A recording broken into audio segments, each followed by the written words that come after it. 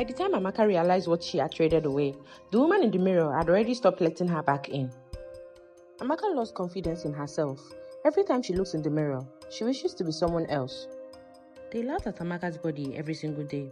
It wasn't loud. Sometimes it was just the way they looked at her when she walked into the room, or the way they stopped talking when she sat down. She felt like a shadow in her own life. Invisible to the world, but a target of their cruelty. But Amaka found a shortcut to success, a way to change everything overnight, only to realize that some mirrors don't just show your face, they hide your soul. Amaka lived in a world of whispers. For years, she had been the big girl that everyone at the office ignored. She worked harder than anyone else, but when it came time for promotions or office parties, she was never invited. She had learned to make herself small, to keep her head down, and to never speak up. Her only friends were the characters in the books she read and the strangers she followed on social media. She spent her nights scrolling through the photos of perfect women, feeling the weight of her own body like a heavy chain. She was desperate. One rainy Tuesday, at 3 o'clock in the morning, Amaka saw the ad. It didn't look like a normal advertisement. There were no flashy lights or loud music. It was just a black screen with white letters that said, "Do you want them to finally see you?" Beneath the text was an address in a part of the city Amaka had never visited, an old industrial area where the street lights were always broken. It promised results without effort, a promise that usually leads to a very high cost. Most people would have seen the red flags, but Amaka was too tired of being invisible. She didn't care about the risk, she only cared about the reward. The clinic was a cold windowless building. When Amaka walked inside, she didn't see any doctors. Instead, she was met by a woman with a voice as smooth as silk. The woman didn't ask for money or medical records. She only asked Amaka to take a picture and stay in a dark room for 7 days. For 1 week, Amaka lived in total darkness. She couldn't see her hands in front of her face. She felt strange sensations, like her skin was tightening and her bones were shifting. It didn't hurt, but it felt wrong. On the 7th day, the woman returned and handed Amaka a hand mirror. Amaka gasped. The woman looking back at her was a masterpiece. Her skin was glowing, her jawline was sharp, and her body was exactly what she had always dreamed of. She was perfect. She was ready to show the world. The transformation was more successful than she ever imagined. When she walked into her office on Monday morning, the silence was different. It wasn't the silence of mockery. It was the silence of awe. The manager who used to ignore her now held the door open.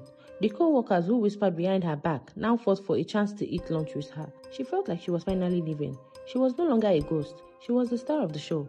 She had achieved the shortcut to success that others spent years working for. But as the days passed, Amaka realized that her new life had one very strange condition. She couldn't look at herself in the glass. It started with a small delay.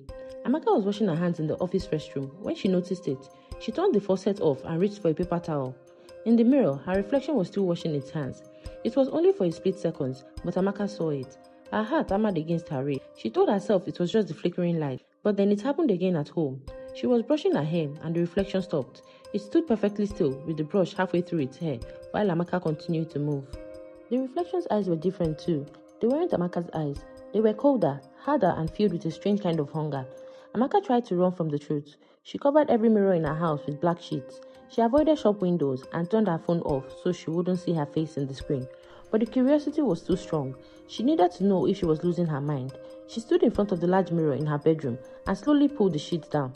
Her reflection was there, looking perfect and beautiful.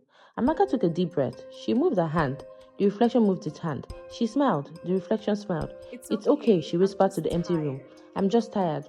Then Amaka blinked. Her eyes closed and opened in a fraction of a second. But in the mirror, the beautiful woman didn't blink. She stayed wide-eyed, staring directly into Amaka's soul. The shortcut to success she had taken was starting to turn into a nightmare she couldn't wake up from. She had traded her old life for beauty, but now, the woman in the mirror wanted more than just a reflection. She wanted Amaka's life. Amaka didn't sleep that night.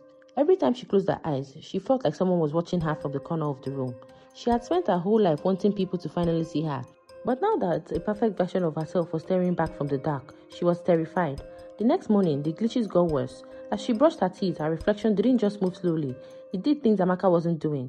While Amaka was spitting into the sink, the woman in the mirror was standing perfectly still, smoothing her hair and smiling. It was a cold, sharp smile that Amaka had never used in her life. It was the smile of someone who had already won. Amaka tried to go to work, hoping the crowd of people would make her feel safe, but the world felt different now. Even though her co-workers were kind and strangers were helpful, Amaka felt like she was watching her life through a thick sheet of glass. She felt further away from the world than she did when she was invincible. She began to realize that the more people loved the new Amaka, the more she felt herself disappearing. She had the body, the face, and the attention she always wanted, but she felt like a prisoner inside her own beautiful skin. Desperate and crying, Amaka drove back to the quiet part of town where the clinic was located. She needed to find the woman who had changed her. She wanted to scream, to beg, to ask how to make the mirror stop. But when she arrived at the address, the building was gone. There was no clinic. There were no doctors. In its place was an empty, overgrown lot that looked like nothing had been there in decades. She asked the man walking nearby about the building, and he looked at her with confusion. "There's been nothing but dirt and weed here for 10 years, he told her. Amaka's heart sank into her stomach. She realized that the clinic wasn't a space of healing, it was a trap. That evening, Amaka returned to her apartment. She couldn't avoid the mirrors anymore. They were everywhere, the windows, the TV, even the shiny surfaces of her toaster. In every single one of them, the old Amaka was there, crying and hitting the glass from the other side, while the new Amaka in the real world felt colder and colder. She walked to the large mirror in her bedroom and pulled off the black sheets. She didn't see a monster, she saw a masterpiece. The reflection was beautiful, perfect and calm. The reflection finally spoke, but not with a voice. "I want your life." The words appeared inside Amaka's mind like a cold wind.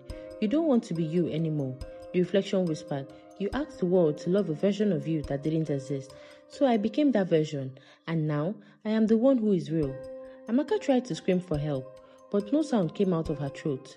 She looked down at her hands and saw them starting to fade, turning into a thin silver mist. She looked back at the mirror. The new Amaka was stepping forward, her foot pressing against the surface of the glass, as if it were soft water. At the same time, Amaka felt a violent pull from behind. The room began to look backwards. The texts on her books were flipped. The clock on the wall was moving the wrong way. She was being dragged into the mirror world. With one final silent pull, Amaka was sucked into the cold, dark world of the glass. She pressed her hands against the mirror, screaming and begging for someone to hear her. But the glass was thick and silent. On the other side, the new Amaka stepped out into the bedroom. She straightened her expensive dress, checked her perfect hair, and smiled a cruel smile at the old Amaka trapped in the mirror. The new version of Amaka picked up her phone, grabbed her keys, and walked out of the room to go meet her friends. She was beautiful, she was loved, she was everything Amaka had dreamed of being. And in the mirror, the real Amaka was left behind, invincible once again, just like she had always been. The shortcut was complete, and the cost was her very existence. The one may only value perfection, but chasing it can cost you your identity, because in the end, becoming someone else might mean losing yourself completely.